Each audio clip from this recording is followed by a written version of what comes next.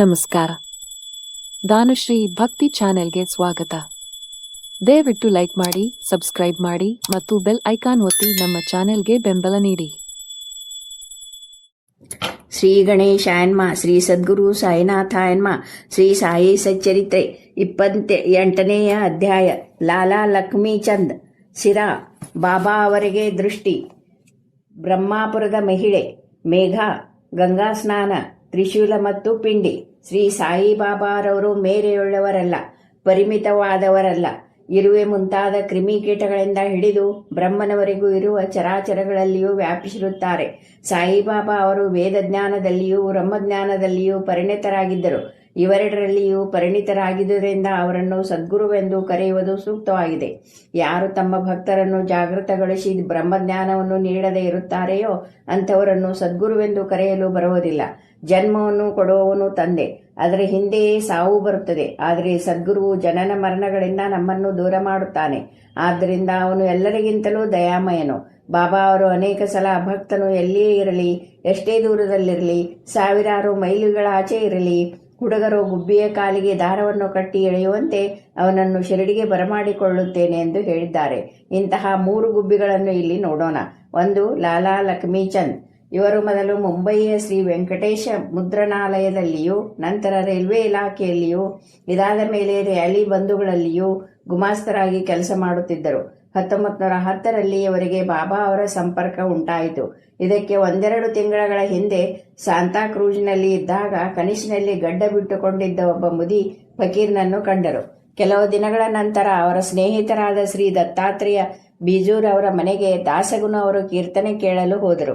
ಅಲ್ಲಿ ಬಾಬಾ ಅವರ ಫೋಟೋ ಕಂಡರು. ಅವರು ಕನಸಿನಲ್ಲಿ ಕಂಡ ಸಾಧುವು ಅದೇ ರೀತಿ ಇದ್ದುದನ್ನು ಕಂಡು ಆಶ್ಚರ್ಯಚಕಿತರಾದರು. ಕಾರಣ, ಕನಸಿನಲ್ಲಿ ಕಾಣಿಸಿದವರು ಸಾಯಿಬಾಬಾ ಅವರೇ ಎಂದು ನಿರ್ಧರಿಸಿಕೊಂಡರು.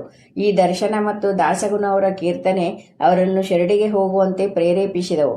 ಯಾರು ಸದ್ಗುರುವನ್ನು ಹುಡುಕುತ್ತಾ ಆಧ್ಯಾತ್ಮಿಕ ವಿಚಾರದಲ್ಲಿ ಆಸಕ್ತಿಯನ್ನು ತೋರಿಸುತ್ತಾರೆಯೋ ಅಂಥವರಿಗೆ ದೇವರು ಸಹಾಯ ಮಾಡುತ್ತಾನೆ. ಅದೇ ದಿನ ರಾತ್ರಿ ಸುಮಾರು 8 ಗಂಟೆಗೆ ಅವರ ಸ್ನೇಹಿತ ಶಂಕರ್ರಾವ್ ಅವರು ಬಂದು ಶಿರಡಿಗೆ ತಮ್ಮ ಜೊತೆಯಲ್ಲಿ ಬರಲು ಕೇಳಿದರು. ಆಗ ಅವರಿಗೆ ಆದ ಸಂತೋಷಕ್ಕೆ ಪಾರವೇ ಇರಲಿಲ್ಲ. ಶಿರಡಿಗೆ ಹೊರಡಲು ನಿರ್ಧರಿಸಿ ತಮ್ಮ ಸಹೋದರನಿಂದ 15 ರೂಪಾಯಿಗಳ ಸಾಲ ತೆಗೆದುಕೊಂಡು ಹೊರಟರು. ರೈಲಿನಲ್ಲಿ ಅವರು ಮತ್ತು ಶಂಕರ್ರಾವ್ ಅವರು ದೇವರ ನಾಮವನ್ನು ಹಾಡುತ್ತಾ ಶಿರಡಿಯ ಹತ್ತಿರವಿದ್ದ ತಮ್ಮ ಹಳ್ಳಿಗೆ ಹಿಂತಿರುಗುತ್ತಿದ್ದ 4 ಜನ ಮಹಮ್ಮದಿಯರಲ್ಲಿ ಬಾಬಾ ಅವರ ಬಗ್ಗೆ ಕೇಳಿದರು. ಅವರು ಸಾಯಿಬಾಬಾ ಒಬ್ಬ ದೊಡ್ಡ ಸತ್ಪುರುಷ ಎಂದು ಹೇಳಿದರು. ಬಾಬಾ ಅವರಿಗೆ ಅರ್ಪಿಸಲು ಸುಗ ಕೋಪರ್ಗಾಂವದಲ್ಲಿ ಅವರಿಬ್ಬರು ಒಳ್ಳೆಯ ಹಣ್ಣುಗಳನ್ನು ಕೊಳ್ಳಬೇಕೆಂದಿದ್ದರು. ಆದರೆ ಅಲ್ಲಿಯನ ಪ್ರಕೃತಿಯ ರಮ್ಯವಾದ ಸೊಬಗನ್ನು ನೋಡಿ ಮೈಮರೆತು ಹಣ್ಣುಗಳನ್ನು ಕೊಳ್ಳಲೇ ಇಲ್ಲ. ಶಿರಡಿಯನ್ನು ಸಮೀಪಿಸುತ್ತಲೇ ಹಣ್ಣುಗಳ ನೆನಪಾಯಿತು. ಆಗ ಆ ಸಮಯಕ್ಕೆ ಸರಿಯಾಗಿ ಹಣ್ಣು ಮಾರುವ ಒಬ್ಬ ಹಣ್ಣು ಮುದುಕಿ ಹಿಂದೆ ಓಡಿ ಬರುತ್ತಿದ್ದಳು. ಟಾಂಗ ನಿಲ್ಲಿಸಿ ಅವಳಿಂದ ಕೆಲವು ಹಣ್ಣುಗಳನ್ನು ಕೊಂಡರು. ನಂತರ ಆ ಮುದುಕಿ ಉಳಿದಿದ್ದೆಲ್ಲವನ್ನು ತೆಗೆದುಕೊಂಡು ನನ್ನ ಪರವಾಗಿ ಬಾಬಾ ಅವರಿಗೆ ಅರ್ಪಿಸಿ ಎಂದು ಎಲ್ಲವನ್ನೂ ಕೊಟ್ಟಳು. ಅವರಿಗೆ ತಾವು ಹಣ್ಣುಗಳನ್ನು ಕೊಂಡುಕೊಳ್ಳಲು ನಿರ್ದೇಶಿಸಿದುದು ಮರೆತಿದ್ದು ಮತ್ತು ಸಮಯಕ್ಕೆ ಸರಿಯಾಗಿ ಹಣ್ಣು ದೊರಕಿದುದು ಇದೆಲ್ಲವನ್ನು ಸ್ಮರಿಸಿ ಆಶ್ಚರ್ಯವಾಯಿತು. ಕನಸಿನಲ್ಲಿ ಕಂಡ ಸಾಧುವಿಗೂ ಈ ಮಹಿಳೆಗೂ ಸಂಬಂಧವಿರಬೇಕೆಂದು ಯೋಚಿಸಿದರು. ನಂತರ ಶಿರಡಿಗೆ ಬಂದು ಮಸೀದಿಯ ಮೇಲೆ ಹಾರಾಡುತ್ತಿದ್ದ ಧ್ವಜವನ್ನು ನೋಡಿ ನಮಸ್ಕರಿಸಿದರು. ಪೂಜಾ ಸಾಮಗ್ರಿಗಳನ್ನೇ ಮಸೀದಿಯೊಳಗೆ ಪ್ರವೇಶಿಸಿ ಬಾಬಾ ಅವರನ್ನು ಪೂಜಿಸಿದರು. ಆಗ ಅವರ ಮನಸ್ಸಿಗೆ ನೆಮ್ಮದಿಯಾಯಿತು. ಸುವಾಸನೆಯುಳ್ಳ ಪುಷ್ಪಕ್ಕೆ ಜೇನು ಅಂಟುಕೊಂಡಂತೆ ಬಾಬಾ ಅವರ ಪಾದಗಳಲ್ಲಿ ಅವರು ಐಕ್ಯರಾದರು. ಆಗ ಬಾಬಾ ಅವರು ಟಕ್ಕನೆ, ನನ್ನ ಭಜನೆ ಮಾಡುತ್ತಿ, ಆದರೆ ಬೇರೆಯವರೊಂದಿಗೆ ಏಕೆ ನನ್ನ ವಿಷಯದ ಪ್ರಸ್ತಾಪ? ಪ್ರತಿಯೊಂದನ್ನು ತಾವೇ ಸ್ವತಃ ನಮ್ಮ ಕಣ್ಣುಗಳಿಂದ ನೋಡಬೇಕು. ಇತರರನ್ನು ಕೇಳುವ ಅಗತ್ಯವೇನು? ಮಾರ್ವಾಡಿಯಿಂದ ಸಾಲ ತೆಗೆದುಕೊಂಡು ನನ್ನ ದರ್ಶನ ಪಡೆಯುವ ಅವಶ್ಯಕತೆ ಏನಿತ್ತು? ಈಗ ನಿನ್ನ ಆಶೆ ತೃಪ್ತಿಯಾಯಿತೆ ಎಂದು ಕೇಳಿದರು. ಇದನ್ನು ಕೇಳಿದ ಲಕ್ಷ್ಮೀಚಂದ್ರಿಗೆ ಬಾಬಾ ಅವರ ಸರ್ವಜ್ಞತ್ವವು ವೇದ್ಯವಾಯಿತು. ತಮ್ಮ ಮನೆಯಿಂದ ಶಿರಡಿಯವರೆಗೂ ನಡೆದ ವಿಷಯ ಬಾಬಾ ಅವರಿಗೆ ಹೇಗೆ ಗೊತ್ತಾಯಿತು ಎಂಬುದನ್ನು ತಿಳಿಯಲು ಅವರು ಶಕ್ತರಾಗಿರಲಿಲ್ಲ. ತಮ್ಮ ದರ್ಶನ ಪಡೆಯುವುದಕ್ಕೆ ಅಥವಾ ಯಾತ್ರೆ ಮಾಡುವುದಕ್ಕೆ ಯಾರೂ ಸಾಲ ಮಾಡಬಾರದೆಂಬುದೇ ಬಾಬಾ ಅವರ ಇಚ್ಛೆಯಾಗಿದ್ದಿತು. ಶಿರಾ. ಲಕ್ಷ್ಮೀಚಂದರು ಮಧ್ಯಾಹ್ನ ಊಟಕ್ಕೆ ಕುಳಿತಾಗ ಭಕ್ತರೊಬ್ಬರಿಂದ ಶಿರಾ ಪ್ರಸಾದ ದೊರಕಿತು. ಅದನ್ನು ಸಂತೋಷದಿಂದ ಸ್ವೀಕರಿಸಿದರು. ಮರುದಿನವೂ ಅದು ಮತ್ತೆ ಸಿಗೋದೇನೋ ಎಂದು ಕಾಯ್ದು ವಿಫಲರಾದರು. ಅದನ್ನು ತಿನ್ನಬೇಕೆಂಬ ಆಶೆ ಹೆಚ್ಚಾಯಿತು. ಮಾರನೇ ದಿನ ಮಧ್ಯಾಹ್ನ ಆರತಿ ಸಮಯ ಬಾಬು ಸಾಹೇಬರು ಸಾಯಿಬಾಬಾ ಅವರಿಗೆ ಈ ದಿನ ನೈವೇದ್ಯಕ್ಕೆ ಏನು ತರಲಿ ಎಂದು ಕೇಳಲು ಬಾಬಾ ಶಿರಾ ತೆಗೆದುಕೊಂಡು ಬಾ ಎಂದರು. ಆಗ ಜೋಗರು ಪಾತ್ರೆ ತುಂಬ ಶಿರಾ ತಂದರು. ಲಕ್ಷ್ಮೀಚಂದ್ರಿಗೆ ಬಹಳ ಹಸಿವಾಗಿದ್ದಿತು. ಅಲ್ಲದೆ ಬೆನ್ನು ನೋವಿನಿಂದ ಸಂಕಟ ಪಡುತ್ತಿದ್ದರು. ಆಗ ಸಾಯಿಬಾಬಾ ಅವರನ್ನು ಕುರಿತು, ಈ ಶಿರಾ ತೆಗೆದುಕೋ, ಬೆನ್ನಿಗೆ ಔಷಧ ಬೇಕಾಗಿದೆ ಎಂದರು. ಆಗಲೂ ಸಹ ಬಾಬಾ ಅವರು ತಮ್ಮ ಮನೋಇಂಗಿತ ಅರಿತಿದ್ದನ್ನು ಕಂಡು ಆಶ್ಚರ್ಯಚಕಿತರಾದರು. ಬಾಬಾ ಅವರಿಗೆ ದೃಷ್ಟಿ. ಈ ಸಂದರ್ಭದಲ್ಲಿ ಲಕ್ಷ್ಮೀಚಂದ್ ಒಂದು ದಿನ ಚಾವಡಿ ಮೆರವಣಿಗೆಯನ್ನು ನೋಡಿದರು. ಆಗ ಬಾಬಾ ಅವರು ಕೆಮ್ಮಿನಿಂದ ನರಳುತ್ತಿದ್ದರು. ಬಾಬಾರವರಿಗೆ ದೃಷ್ಟಿಯಾಗಿದೆ ಎಂದು ಅವರು ಭಾವಿಸಿದರು. ಬಾಬಾ ಅವರು ಮಸೀದಿಯಲ್ಲಿ ಶ್ಯಾಮ್ ಅವರನ್ನು ಕುರಿತು, ನಿನ್ನೆ ನಾನು ಕೆಮ್ಮಿನಿಂದ ನರಳುತ್ತಿದ್ದೆ, ಯಾರ್ದೋ ಕೆಟ್ಟ ದೃಷ್ಟಿ ಇರಬೇಕಲ್ಲವೇ ಎಂದರು. ಇದನ್ನು ಕಂಡ ಲಕ್ಷ್ಮೀಚಂದರು ಬಾಬಾ ಅವರ ಪಾದಗಳಿಗೆ ಎರಗಿ, ನಿಮ್ಮ ದರ್ಶನದಿಂದ ನಾನು ಧನ್ಯನಾದೆ, ನಾನೇ ಭಾಗ್ಯವಂತ. ಯಾವಾಗಲೂ ದಯಾಮಯರಾಗಿ ನನ್ನನ್ನು ಕಾಪಾಡಿ. ನಿಮ್ಮ ಹೊರತಾಗಿ ನನಗೆ ಬೇರೆ ದೇವರಿಲ್ಲ. ನಮ್ಮ ಮನಸ್ಸು ಯಾವಾಗಲೂ ನಿಮ್ಮ ಭಜನೆಯಲ್ಲಿಯೇ ನಿರತವಾಗಿರಲಿ. ಯಾವಾಗಲೂ ನಿಮ್ಮ ದಯೆಯಿಂದ ನಮ್ಮ ಕಷ್ಟಗಳೆಲ್ಲವೂ ದೂರವಾಗಲಿ. ಯಾವಾಗಲೂ ನಿಮ್ಮ ನಾಮಸ್ಮರಣೆ ಮಾಡುವ ಯೋಗ ದೊರಕಲಿ ಎಂದರು. ಆಮೇಲೆ ಬಾಬಾ ಅವರ ಆಶೀರ್ವಾದ ಮತ್ತು ಉದಿಯನ್ನು ಪಡೆದು ದಾರಿಯಲ್ಲಿ ಬಾಬಾ ಅವರ ಕೀರ್ತಿಯನ್ನು ಹಾಡುತ್ತಾ ಮನೆ ಸೇರಿದರು. ಈ ರೀತಿ ಅವರು ಬಾಬಾರವರ ಪರಮ ಭಕ್ತರಾಗಿ ಶಿರಡಿಗೆ ಹೋಗುವವರ ಜೊತೆಯಲ್ಲಿ ಹೂವು, ಕರ್ಪೂರ ಇವುಗಳನ್ನು ತಪ್ಪದೇ ಕಳುಹಿಸುತ್ತಿದ್ದರು. ಬ್ರಹ್ಮಾಪುರದ ಮಹಿಳೆಯೊಬ್ಬಳು ಬಾಬಾ ಅವರು ತಮ್ಮ ಬಾಗಿಲಿಗೆ ಭಿಕ್ಷೆಗೆ ಬಂದಿರುವುದನ್ನು ಕನಸಿನಲ್ಲಿ ಕಂಡಳು. ಎದ್ದು ನೋಡಲು ಬಾಗಿಲ ಬಳಿ ಯಾರೂ ಇರಲಿಲ್ಲ. ಅವಳು ಆನಂದಭರಿತಳಾಗಿ ಮನೆಯವರೆಲ್ಲರಿಗೂ ಕನಸಿನ ವಿಷಯವನ್ನು ಹೇಳಿದಳು. ಅವಳ ಪತಿಯು ಅಂಚೆ ಇಲಾಖೆಯಲ್ಲಿ ಕೆಲಸದಲ್ಲಿದ್ದನು. ನಂತರ ಅವನಿಗೆ ಅಂಕೋಲಕ್ಕೆ ವರ್ಗವಾಯಿತು. ಆಗ ದಂಪತಿಗಳಿರುವರು ಶಿರಡಿಗೆ ಹೋಗಿ ಬಾಬಾ ಅವರ ದರ್ಶನವನ್ನು ಪಡೆಯಲು ನಿಶ್ಚಯ ಮಾಡಿದರು. ಹಾಗೆಯೇ ಪ್ರಯಾಣ ಬೆಳೆಸಿದರು. ದಾರಿಯಲ್ಲಿ ಗೋಮತಿ ತೀರ್ಥ ಸ್ನಾನ ಮಾಡಿ ಶಿರಡಿಗೆ ಬಂದು ಎರಡು ತಿಂಗಳು ತಂಗಿದರು. ಪ್ರತಿದಿನ ಮಸೀದಿಗೆ ಹೋಗಿ ಇಬ್ಬರು ಬಾಬಾ ಅವರ ಪೂಜೆ ಮಾಡಿ ಆನಂದದಿಂದ ಕಾಲ ಕಳೆಯುತ್ತಿದ್ದರು. ಬಾಬಾ ಅವರಿಗೆ ಕಿಚಡಿಯನ್ನು ಅರ್ಪಿಸಲು ಸುಗವೇ ಅವರು ಶಿರಡಿಗೆ ಬಂದಿದ್ದರು. ಆದರೆ ಕಾರಣಾಂತರಗಳಿಂದ ಅದು ಸಾಧ್ಯವಾಗಿರಲಿಲ್ಲ. ಆ ಮಹಿಳೆಗೆ ಇದನ್ನು ತಡೆಯಲಾಗಲಿಲ್ಲ. ಕೊನೆಗೆ 15ನೇ ದಿನ ಕಿಚಡಿ ತಯಾರಿಸಿ ಮಧ್ಯಾಹ್ನ ಮಸೀದಿಗೆ ತೆಗೆದುಕೊಂಡು ಬಂದಳು. ಅಷ್ಟೊತ್ತಿಗೆ ಬಾಬಾ ಅವರು ಇತರರೊಡನೆ ಆಗಲೇ ಊಟಕ್ಕೆ ಕುಳಿತಿದ್ದರು. ತೆರೆ ಹಾಕಿದಾಗ ಯಾರಿಗೂ ಒಳಗೆ ಹೋಗಲು ಅನುಮತಿ ಇರಲಿಲ್ಲ. ಆದರೆ ಅವರು ಧೈರ್ಯ ಮಾಡಿ ಒಳಗೆ ನುಗ್ಗಿದಳು. ಬಾಬಾ ಅವರು ಕೂಡಲೇ ಅವಳಿಂದ ಕಿಚಡಿ ತೆಗೆದುಕೊಂಡು ಸಂತೋಷದಿಂದ ಊಟ ಮಾಡತೊಡಗಿದರು. ಇದನ್ನು ನೋಡಿ ಅಲ್ಲಿದ್ದವರೆಲ್ಲರೂ ಆಶ್ಚರ್ಯಗೊಂಡರು. ಇದರಿಂದ ತಮ್ಮ ಭಕ್ತರಲ್ಲಿ ಬಾಬಾ ಅವರಿಗೆ ಎಂಥ ಪ್ರೀತಿ ಮತ್ತು ವಾತ್ಸಲ್ಯಗಳಿದ್ದವೆಂಬುದು ವ್ಯಕ್ತವಾಗುತ್ತದೆ. ಮೇಘ. ಈಗ 3ನೇ ಪಕ್ಷಿಯನ್ನು ನೋಡೋಣ. ವಿರಾಮ್ ಗಾಂವದ ಮೇಘ ಎಂಬುವರು ರಾವ್ ಬಹದ್ದೂರ್ ಸಾಠೆಯವರಲ್ಲಿ ಕೆಲಸಕ್ಕಿದ್ದರು. ಅವರು ಶಿವಭಕ್ತರಾಗಿದ್ದರು. ಯಾವಾಗಲೂ ಓಂ ನಮಃ ಶಿವಾಯ ಎಂಬ ಪಂಚಾಕ್ಷರಿಯನ್ನು ಜಪಿಸುತ್ತಿದ್ದರು. ಅವರಿಗೆ ಗಾಯತ್ರಿ ಜಪವಾಗಲಿ ಸಂಧ್ಯಾ ವಂದನೆ ಆಗಲಿ ಬರುತ್ತಿರಲಿಲ್ಲ. ಆದರೂ ಸಾಠೆಯವರು ಶ್ರದ್ಧೆ ವಹಿಸಿ ಸಂಧ್ಯಾ ವಂದನೆ, ಗಾಯತ್ರಿ ಜಪ ಇವುಗಳನ್ನು ಅವರಿಗೆ ಕಲಿಸಿದ್ದರು. ಸಾಠೆಯವರು ಶಿವನೇ ಸಾಕ್ಷಾತ್ತಾಗಿ ಬಾಬಾ ಅವರ ರೂಪದಲ್ಲಿ ಅವತರಿಸಿರುವನೆಂದು ಹೇಳಿ ಅವರನ್ನು ಶಿರಡಿಗೆ ಹೊರಡಿಸಿದರು. ಬಡೋಚ ರೈಲ್ವೆ ನಿಲ್ದಾಣದಲ್ಲಿ ಸಾಯಿಬಾಬಾ ಮಹಮ್ಮದೀಯರೆಂದು ಅವರಿಗೆ ತಿಳಿದಾಗ ತಮ್ಮ ಧರ್ಮಕ್ಕೆ ಭಂಗ ಬರುವುದೆಂದು ಮೇಘ ಅಲ್ಲಿಗೆ ಹೋಗುವುದನ್ನು ತಪ್ಪಿಸಿಕೊಳ್ಳಲು ಪ್ರಯತ್ನಪಟ್ಟರು.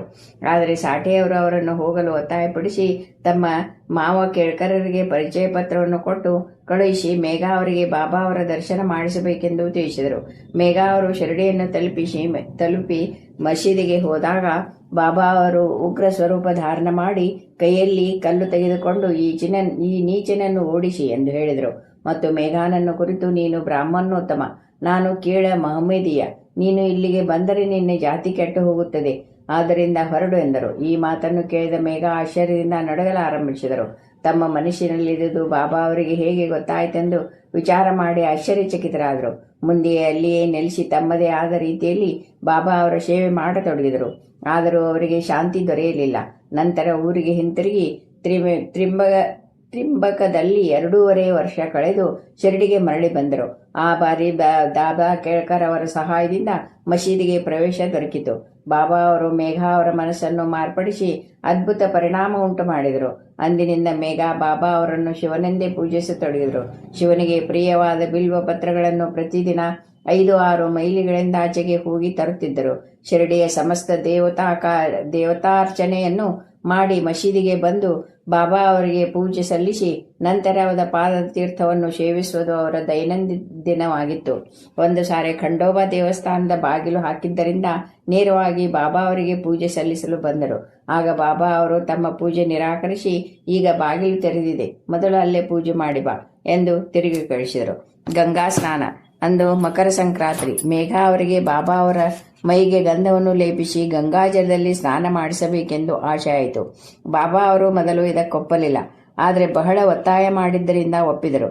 ಗೋದಾವರಿ ನದಿಯಿಂದ ನೀರು ತರಲು ಶಿರಡಿಯಿಂದ 8 ಮೈಲಿ ಮೇಘ ಹೋಗಬೇಕಾಗುತ್ತಿತ್ತು. ಮೇಘ ನೀರು ತಂದು ಬಾಬಾ ಅವರಿಗೆ ಸ್ನಾನಕ್ಕೆ ಸಿದ್ಧರಾಗಲು ಹೇಳಿದರು. ಆಗ ತಾವು ಫಕೀರರೆಂದು ಗಂಗಾ ಸ್ನಾನದಿಂದ ಏನೂ ಪ್ರಯೋಜನವಿಲ್ಲ ಎಂದು ಹೇಳಿದರು. ಆದರೂ ಮೇಘ ಒಪ್ಪಲಿಲ್ಲ. ಕಡೆಗೆ ಬಾಬಾ ಅನುಮತಿಸಿ ಒಂದು ಹಲಗೆಯ ಮೇಲೆ ಕುಳಿತು ತಮ್ಮ ತಲೆಯನ್ನು ಮುಂದಕ್ಕೆ ಚಾಚಿ, ಮೇಘ ನನ್ನದೊಂದು ಭಿನ್ನಹ, ಶಿರಸ್ಸೇ ಶರೀರದ ಮುಖ್ಯ ಅಂಗ, ಆದ್ದರಿಂದ ಶಿರದ ಮೇಲೆ ಮಾತ್ರ ನೀರನ್ನು ಸುರಿದರೆ ಪೂರ್ತಿ ಸ್ನಾನ ಮಾಡಿದಂತೆಯೇ ಎಂದರು. ಹಾಗೇ ಆಗಲಿ ಎಂದು ಮೇಘ ಬಾಬಾ ಅವರ ತಲೆಯ ಮೇಲೆ ನೀರನ್ನು ಸುರಿಯುತ್ತಾ ಆನಂದ ಪರವಶರಾಗಿ ಮೈ ಮರೆತು ಹರ ಹರ ಗಂಗೆ ಎಂದು ಕೊಡವನ್ನು ಮೇಲಕ್ಕೆತ್ತಿ ಮೈ ಮೇಲೆಲ್ಲ ನೀರು ಸುರಿದರು. ನಂತರ ಕೊಡವನ್ನು ಕೆಳಗಿಟ್ಟು ನೋಡಲಾಗಿ ಬಾಬಾರವರು ಶಿರವು ಮಾತ್ರ ಒದ್ದೆಯಾಗಿತ್ತೇ ವಿನಃ ಅವರ ಮೈ ಸ್ವಲ್ಪವೂ ನೆನೆದಿರಲಿಲ್ಲ. ತ್ರಿಶೂಲ ಮತ್ತು ಪಿಂಡಿ. ಮೇಘ ಬಾಬಾ ಅವರನ್ನು ಮಸೀದಿಯಲ್ಲಿ ಪ್ರತ್ಯಕ್ಷವಾಗಿಯೂ ವಾಡಾದಲ್ಲಿ ಫೋಟೋ ರೂಪದಲ್ಲಿಯೂ ಪೂಜಿಸುತ್ತಿದ್ದರು. ಈ ರೀತಿ 1 ವರ್ಷ ಕಳೆದರು. ಅವರ ಭಕ್ತಿಯನ್ನು ಮೆಚ್ಚಿದ ಬಾಬಾರವರು ಅವರ ನಂಬಿಕೆಯನ್ನು ದೃಢಪಡಿಸಲು ಅವರಿಗೆ ದರ್ಶನ ನೀಡಿದರು. ಬೆಳಗು ಮುಂಜಾನೆ ಇನ್ನೂ ಮೇಘ ಮಲಗಿರುವಾಗಲೇ ಬಾಬಾ ಅವರ ದರ್ಶನವಾಯಿತು. ಬಾಬಾ ಅವರು ಅಕ್ಷತೆಯನ್ನೆರಚಿ, ಮೇಘ ತ್ರಿಶೂಲವನ್ನು ಬರೆ ಎಂದು ಹೇಳಿ ಮಾಯವಾದರು. ಮೇಘ ಎಚ್ಚೆತ್ತು ನೋಡಲಾಗಿ ಬಾಬಾ ಕಾಣಲೇ ಇಲ್ಲ. ಆದರೆ ಅಕ್ಷತೆ ಬಿದ್ದಿರುವುದನ್ನು ನೋಡಿದರು. ನಂತರ ಮಸೀದಿಗೆ ಹೋಗಿ ಬಾಬಾ ಅವರಿಗೆ ಈ ವಿಷಯ ತಿಳಿಸಿ ತ್ರಿಶೂಲವನ್ನು ಬರೆದರು. ಅನುಮತಿ ಬೇಡಿದರು. ಆಗ ಬಾಬಾ ಅವರು, ನೀನು ಅನುಭವಿಸಿದುದು ಕನಸು ಅಲ್ಲ, ನನ್ನ ನಿಜವಾದ ಆಜ್ಞೆ. ನನ್ನ ವಚನಗಳು ಯಾವಾಗಲೂ ಅರ್ಥಗರ್ಭಿತವಾಗಿರುತ್ತವೆ, ಕೊಳ್ಳಾಗಿರುವುದಿಲ್ಲ ಎಂದರು. ಅದಕ್ಕೆ ಮೇಘ, ನೀವು ನನ್ನನ್ನು ಎಚ್ಚರಿಸಲು ಬಂದಿದ್ದೀರಿ ಎಂದು ನಾನು ಭಾವಿಸಿದೆ ಎಂದರು. ಆಗ ಬಾಬಾ ಅವರು, ನನ್ನ ಪ್ರವೇಶಕ್ಕೆ ಬಾಗಿಲುಗಳು ತಡೆಯಲ್ಲ. ಯಾರು ನನ್ನನ್ನೇ ನಂಬಿ ನನ್ನನ್ನೇ ಮನನ ಮಾಡುತ್ತಿರುತ್ತಾರೆಯೋ ಅಂಥವರ ಯೋಗಕ್ಷೇಮವನ್ನು ನಾನು ಸದಾ ನೋಡುತ್ತೇನೆ ಎಂದರು. ಮೇಘ ವಾಡಕ್ಕೆ ಹೋಗಿ ಬಾಬಾ ಅವರ ಫೋಟೋದ ಮುಂದೆ ತ್ರಿಶೂಲವನ್ನು ಬರೆದರು. ಮರುದಿನ ಪುಣೆ ರಾಮದಾಸ್ ಎಂಬ ಭಕ್ತನು ಬಂದು ಬಾಬಾ ಅವರಿಗೆ ವಂದಿಸಿ ಶಿವನ ಪ್ರತಿಮೆಯನ್ನು ಅವರಿಗೆ ಕೊಟ್ಟನು. ಅದೇ ಸಮಯಕ್ಕೆ ಸರಿಯಾಗಿ ಮೇಘ ಮಸೀದಿಗೆ ಬಂದನು. ಆಗ ಬಾಬಾ ಮೇಘ ಅವರಿಗೆ, ನೋಡು, ಶಂಕರನು ಬಂದಿದ್ದಾನೆ, ಅವನನ್ನು ಕಾಪಾಡು ಎಂದರು. ತ್ರಿಶೂಲವನ್ನು ಹಿಂಬಾಲಿಸಿ ಶಿವಮೂರ್ತಿ ಬಂದಿದ್ದನ್ನು ಕಂಡ ಮೇಘ ಆಶ್ಚರ್ಯಚಕಿತರಾದರು. ಅದೇ ಸಮಯದಲ್ಲಿ ದೀಕ್ಷಿತವಾಡದಲ್ಲಿ ಬಾಬಾ ಅವರ ಸ್ಮರಣೆ ಮಾಡುತ್ತಿರುವಾಗ ಶಿವಮೂರ್ತಿ ಪಿಂಡಿ ತ್ರಿಶೂಲದ ಹತ್ತಿರ ಗೋಚರವಾದಂತಾಯಿತು. ಸ್ವಲ್ಪ ಹೊತ್ತಿನಲ್ಲಿಯೇ ಬಾಬಾ ಅವರಿಂದ ಅನುಗ್ರಹ ಪಡೆದು ಮೇಘ ಶಿವಮೂರ್ತಿಯನ್ನು ತಂದರು.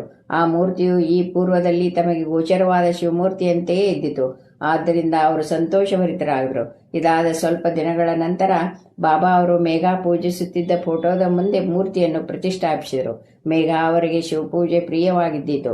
ತ್ರಿಶೂಲವನ್ನು ಬರೆಸುವುದರಿಂದಲೂ ಶಿವಮೂರ್ತಿಯ ಪ್ರತಿಷ್ಠಾಪನೆಯಿಂದಲೂ ಬಾಬಾ ಮೇಘ ಅವರ ಭಕ್ತಿಯನ್ನು ವೃದ್ಧಿಪಡಿಸಿದರು. ಈ ರೀತಿ ಅನವರತವಾಗಿ ಬಾಬಾ ಅವರ ಪೂಜೆಯನ್ನು ಮಾಡುತ್ತಾ ಮೇಘ 1912ರಲ್ಲಿ ಸ್ವರ್ಗಸ್ಥರಾದರು. ಆಗ ಬಾಬಾ ಅವರ ದೇಹದ ಮೇಲೆ ಕೈಯಾಡಿಸಿ, ಇವನು ನನ್ನ ನಿಜವಾದ ಭಕ್ತನಾಗಿದ್ದ ಎಂದರು. ಬಾಬಾ ತಮ್ಮ ಸ್ವಂತ ಖರ್ಚಿನಲ್ಲಿ ಆಗ ಬ್ರಾಹ್ಮಣರಿಗೆ ಸಂತರ್ಪಣೆಯಾಗಬೇಕೆಂದು ತಿಳಿಸಿದರು. ಆ ಆಜ್ಞೆಯನ್ನು ಕಾಕಾ ದೀಕ್ಷಿತ್ ಅವರು ನೆರವೇರಿಸಿದರು. ಶ್ರೀ ಸಾಯಿ ಪ್ರಣಾಮ.